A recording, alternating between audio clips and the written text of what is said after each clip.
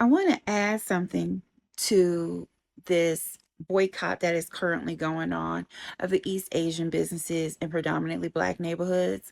I'm so happy to see that this momentum seems like it's very real.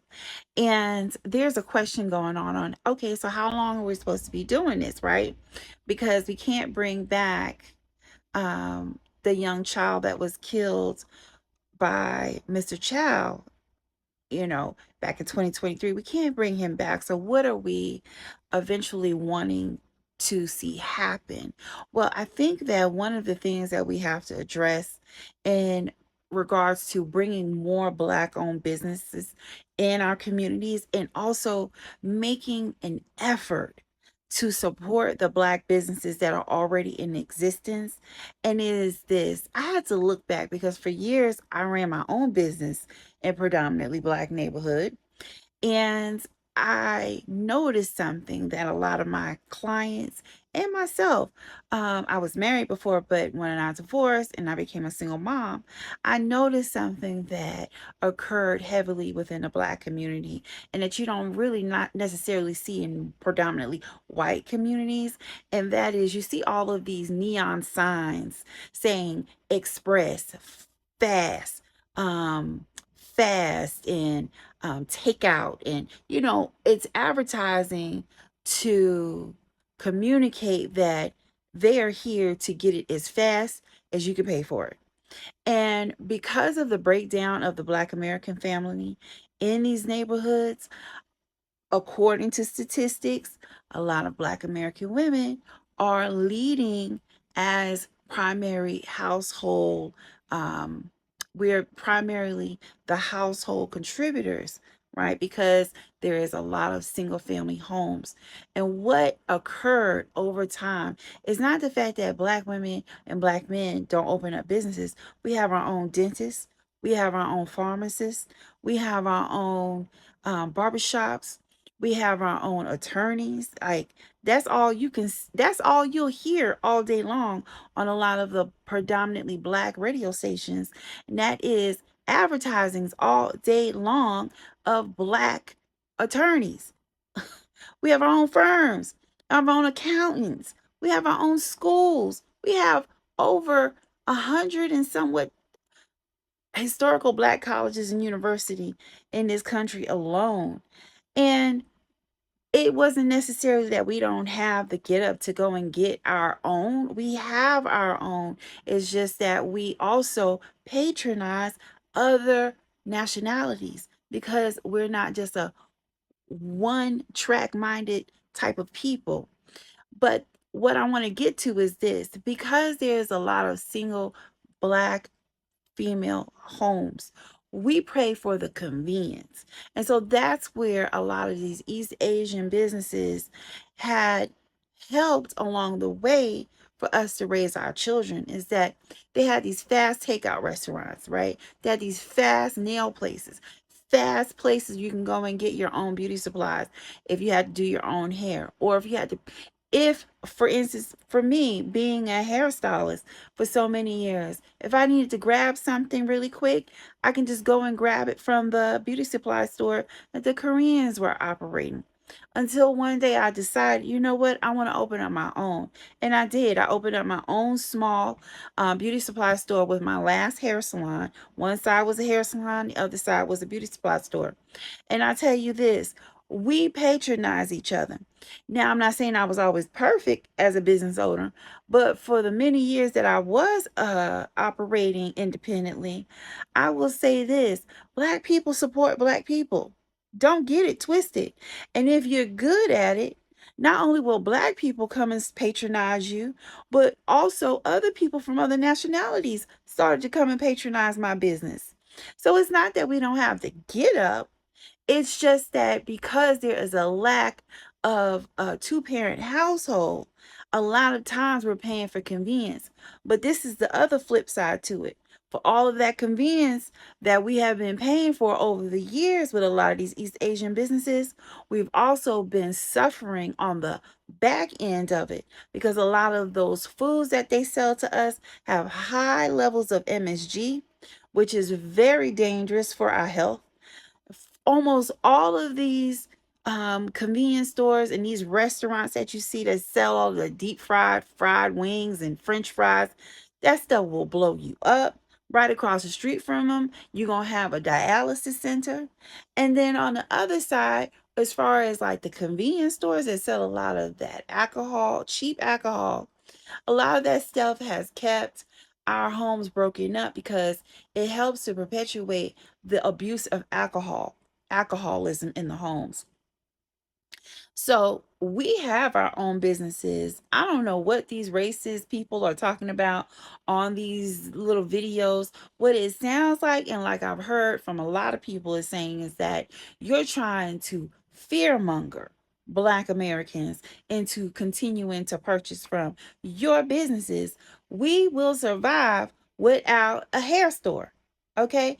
We can buy hair and wigs from Africa. Their manufacturing happens over in India, okay, and over in Mexico and South America and Canada. We don't have to purchase from China. And also, too, I made a video the other day on how many conversations over the years, over the telephone with my jobs that I've had over the years, that I've had to steer into a different direction because I've had right wing white people that have conversated and said to me, "Oh, if it's not made in America, I don't want it. If it's made in China, I don't want it." I'm so glad I'm speaking to you. I'm speaking to somebody who can speak English. If you think that because you're opening up a five and dime store, that's somehow helping the United States, it's not. If it was, then it wouldn't be an issue right now as far as immigration is concerned. Do you see what I'm saying? Black Americans, we have our own business, but we also patronize with others. And then as far as Black people, I do want to say this. When I talked about the convenience that we have paid for over these years, because a lot of these homes were being led by single parents, this is the thing that we are going to have to do. Moving forward, we are going to have to make the time to go and patronize our own people for business. I'm not saying that you only shop with Black. You can shop with white people. You can shop with Indian folks. You can shop with Hispanics. You can shop with whatever you want to. But I'm just saying, let us make the time and the effort to actually go the distance and actually spend our money with each other. And that's going to help increase our time back to us. We invest our money within ourselves, it's going to increase the time for us to have so we can spend more time with our family. We can spend more time with our children and educating them and helping to build them back up. A lot of these crimes that have been committed by young people, it is also to a lack of parenting. Now, I have to say that is true because children are not the same as they were maybe when I was growing up, you and I were growing up. Okay, I'm almost 50, and so on and so on, from generations older than me. These kids nowadays, they do live in a different type of mindset where they don't understand that it is still a world out there that just because you can play ball or you're talented or you're quick with it and you're smart and brilliant, there's still a world out there where people still don't like you just because of the color of your skin. Sad to say it, but it's true. And we have to remind our kids that when you send your kids out every morning, have that talk with them before you put them on that bus. You carpool your kids, talk to them, educate them before you get out. Stop worrying about being on that phone and what's going on your social media. Look, our investment are these children because if we don't invest in these babies, they're going to take them from us. They're going to take it from us. And if you don't believe it, all you got to do is turn on your news and you can see nationally two verdicts have came back in regards to young Black men, and they have not went in our favor. So that's all I have to say. I'd love to know what you think. Please add your comments, and I hope you take this with love, because I mean it in the best way possible. I have an adult daughter, I only have one child, and I'm so proud of her. She did so well. And it is very challenging to be a single parent.